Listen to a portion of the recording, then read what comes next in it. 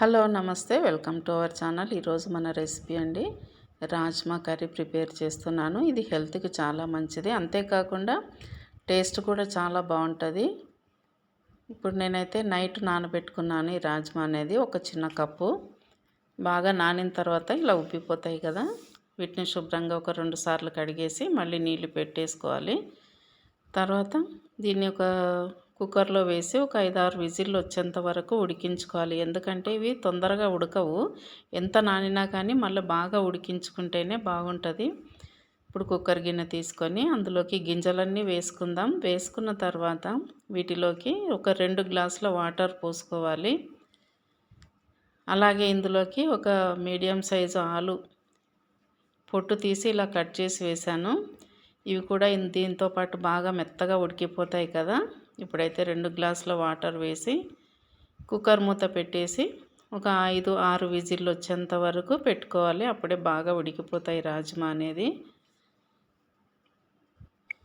ఇది ఉడికేంతలోపు ఇందులోకి కావాల్సిన ఇంగ్రీడియంట్స్ అన్నీ కూడా మనము సెట్ చేసి పెట్టుకోవాలన్నమాట.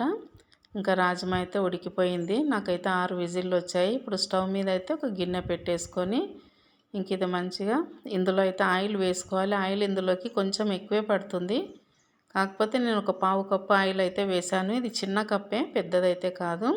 వేసిన తర్వాత ఈ తాలింపు కోసం అయితే జీలకర్ర ఆవాలు ఒక 1/2 టీ స్పూను, అలాగే 2-3 ఎండుమిర్చి కట్ చేసి ఇందులో వేసుకోవాలి. ఇవి చిటపటలాడేంతలోపు ఇందులోకి ఒక మీడియం సైజు ఉల్లిపాయ పొడవుగా కట్ చేసి పెట్టుకోవాలి సన్నగా. ఉల్లిపాయ కూడా ఇందులో వేసుకొని మంచిగా ఫ్రై చేసుకోవాలి. అయితే అల్లం వెల్లుల్లి పేస్ట్ ఒక చిన్న ముక్క అల్లం, ఒక 4 వెల్లుల్లి రెబ్బలు అప్పటిదప్పుడే దంపి వేసుకుంటే కనుక టేస్ట్ అనేది బాగుంటుంది, స్మెల్ కూడా బాగా వస్తుంది, ఫ్రెష్ది కాబట్టి. ఇప్పుడు ఇందులోకి అల్లం వెల్లుల్లి పేస్టు అలాగే తీసుకున్న కరివేపాకు కూడా ఇందులో వేసుకోవాలి. వేసుకొని ఒకసారి కలిపేసుకొని ఇప్పుడు టమాటాలు అయితే నేను దీనిలోకి 3 టమాటాలు తీసుకున్నాను. ఇవి మీడియం సైజువి. వీటిని కూడా కడిగేసి చిన్న ముక్కలుగా కట్ చేసి ఇందులో వేసుకోవాలి. వేసుకున్న తర్వాత కొంచెం బాగా కలిపేసుకోవాలి. ఇంకా ఇష్టం ఉన్నవాళ్ళు ఒక 4-5 రెబ్బలు చింతపండు నానబెట్టి ఆ పులుసు కూడా పిండుకుంటే చాలా బాగుంటుంది. ఒక్కొరికి చింతపండు పడదు కాబట్టి నేనైతే చింతపండు అనేది వేయటం లేదు. ఇలా కలుపుకున్న తర్వాత ఇందులోకి పసుపు ఒక 1/2 టీ స్పూన్ వరకు వేసుకుందాం. వేసుకున్న తర్వాత ఇలా కలిపేసుకొని ఇందులోకి ఉప్పు కూడా యాడ్ చేసుకుందాం. ఉప్పు వేయటం వలన టమాటోలు తొందరగా మగ్గిపోతాయి. ఉప్పు అయితే చూసి వేసుకోవాలి, ఎందుకంటే ఇక్కడ మనం చింతపండు వాడటం లేదు కాబట్టి ఉప్పు చూసి వేసుకోవాలి. కారం కూడా నేను ఒక 3/4 టీ స్పూన్ వరకు వేస్తున్నాను, ఎందుకంటే ఇది చాలా ఘాటుగా ఉంది కారము, కాబట్టి తక్కువ వేస్తున్నాను. కారం కొంచెం ఘాటు తక్కువ ఉందంటే 1.5 టీ స్పూన్ వేసుకుంటే బాగుంటుంది.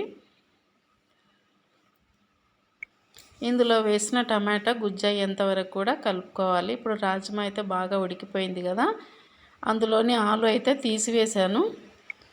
ఆలు తీసివేసి ఈ రాజ్మా అయితే ఇందులోకి వేసుకున్నాను. ఇందులోనే వాటర్ ఉంది, ఇదే సరిపోతుంది కాబట్టి పైనుంచి ఇక మనం వాటర్ అనేది యాడ్ చేయని అవసరం లేదు. ఇంక ఇప్పుడు తీసుకున్న ఆలునైతే మెత్తగా ఉడికిపోయింది. అది ఒక గిన్నెలో వేసి ఇలా స్మాష్ చేసుకోవాలి. స్మాష్ చేసిన తర్వాత దాన్ని ఇందులో వేసుకోవాలి, ఆలు స్మాష్ని. ఎందుకంటే గ్రేవీ అనేది కొంచెం చిక్కబడుతుంది, అలాగే టేస్ట్ కూడా చాలా బాగుంటుంది. ఇంకా ఇందులోకి కొబ్బరి అది ఏం వేయనవసరం లేదు. ఇది వేసిన తర్వాత బాగా కలిపేసి ఒక 3-4 నిమిషాల పాటు దీన్ని ఉడకనివ్వాలి. ఇంకా దీనికోసం అయితే జీలకర్ర మెంతుల పొడి ఒక 1/2 టీ స్పూన్ వరకు తీసుకుంటే సరిపోతుంది. అలాగే ఎవరెస్ట్ గరం మసాలా పొడి కూడా కొంచెం ఒక టీ స్పూన్ వరకు వేసుకుంటే బాగుంటుంది టేస్ట్ అనేది.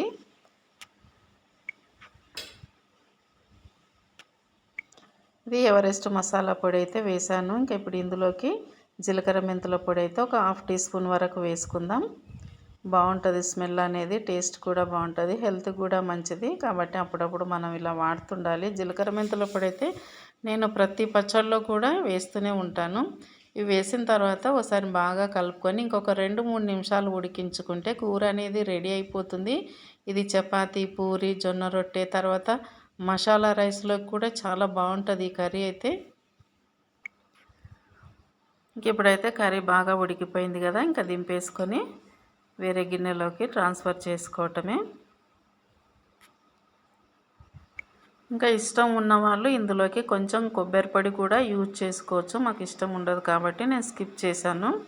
అంతే, కర్రీ అనేది రెడీ అయిపోయింది. ఇది కొంచెం చల్లారితే కనుక చిక్కబడుతుంది. ఇంకా చూసారు కదా, నచ్చిందా? నచ్చితే ఒక లైక్ ఇవ్వండి, షేర్ చేయండి, కమెంట్ రాయండి. Thank you.